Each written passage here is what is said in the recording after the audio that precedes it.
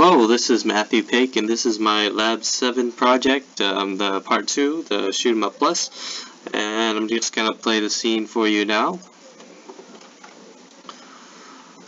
So as you can see, I have my ship. It fires a single shot, and if I kill one of the enemies, it has a chance on... Oops, I died. It has a chance of dropping a power-up. And if I collect that power up, it increases my firepower, and and then it just starts getting crazy, I just can get up to like 5 shots at a time, or if I get the blue one, let's see if I can get the blue one. It's like the spread shot. I have multiple shields now too. It's kind of cool. You can kind of see how I have more than one shield. There it is. There's the spread shot. This one's kind of cool, but this is actually a lot weaker. But yeah, as you can see, that's working just fine. I'm going to show you the boss enemy really quick because that was kind of a big part of this tutorial as well. So let me just change the enemy to the boss. Just like that. And here's the boss level. Ooh, scary. So, man, look. So he has like 3 different hitboxes. And he's got like 4 lives, so he's got like 4 times as much health as everyone else. If I could just kill one and get a power up, I might be able to do this. If not, it's gonna be really tricky. There you go. Oh, that's a lot easier. Well, yeah, as you can see, this is fun stuff, and I got the moving background in the background and everything. So it's working just fine. Let's see. Yep, so that's my enemy. As you can see, I can still die if I get hit. My shields go down, I hit again, I'm dead. There you go, and then the game resets. Okay, so there's a lot of scripts, so I'm just gonna go over the most important ones. So bounce check, this is from part 1. This controls your ship, so I already kind of explained that in part 1, so I don't need to go over that. Enemy 1, that's also the same. So this is the first thing that we changed, so we added we attach a script to enemy 1, and it moves in like a sine wave kind of pattern, so it'll like float down like this. I didn't show that because that'd be too much gameplay, but it works.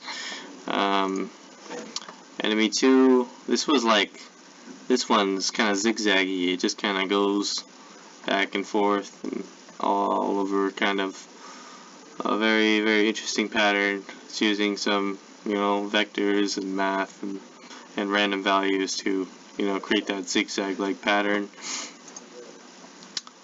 And for enemy 3,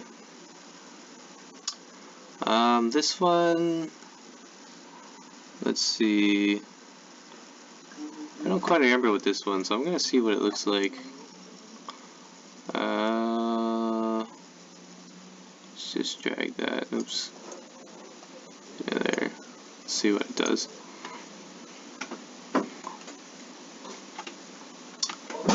This one was, oh yeah, this one just dives at you. Very, very scary. Again, it's using some math and position and vectors. Just a lot of scripts, so I kind of have to go quickly on this one. Alright, so enemy 4 is kind of the big one. This is the boss monster, and basically we gave it multiple parts, and we attached hitboxes in the form of colliders, but capsule colliders instead of box colliders to just more accurately envelop each of the parts. So it has 2 wings and like a body. So we have a capsule collider for each of those parts, and this controls the movements and stuff of the boss. Let's see.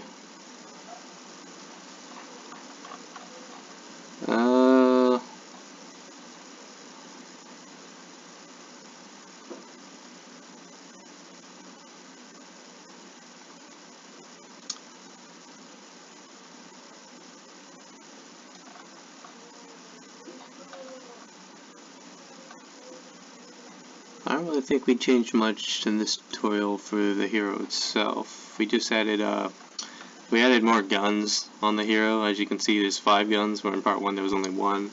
And these guns are attached based on you know, when you get a power up, it'll attach another gun to your ship, and up to a maximum of 5.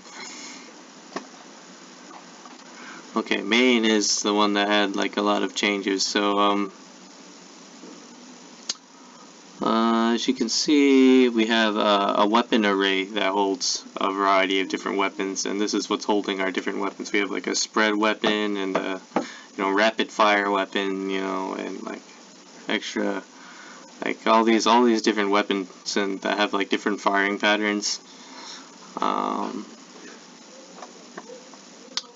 And as you can see, when the ship is destroyed, it picks a random power up to spawn that has a different color and different weapon.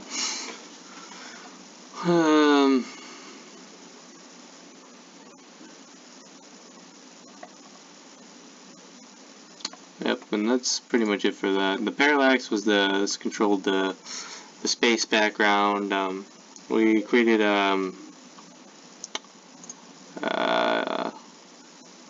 yeah, what that shape is called. We created a quad that sufficed as the background, and then we made it move through a trick that we explained. I'm not really going to go too in depth because, again, I don't want to make this really long. So for the power up, this was like a big part of it.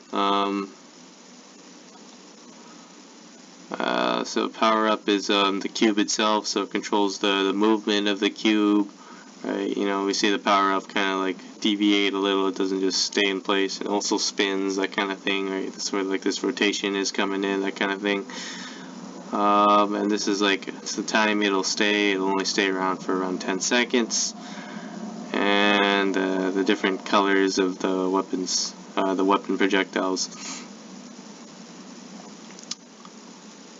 And this is the absorb function. This is like when the hero collides with it, then, you know, obviously the power-up is going to be destroyed, and the hero gets the power-up. We did a few things with projectile. This controls, well, actually, I don't really see too many changes in projectile. A lot of it was done, I think, in the weapon script that actually changed the projectile. But this did change the color, it looks like. Shield was unchanged. The script was it was just like an array that held it held like a list of all the materials, or it returns a list of all the materials on this game object and its children. So lastly, weapon. This is kind of the big one. Just you know, change the weapon type, change the color, change the type of projectile.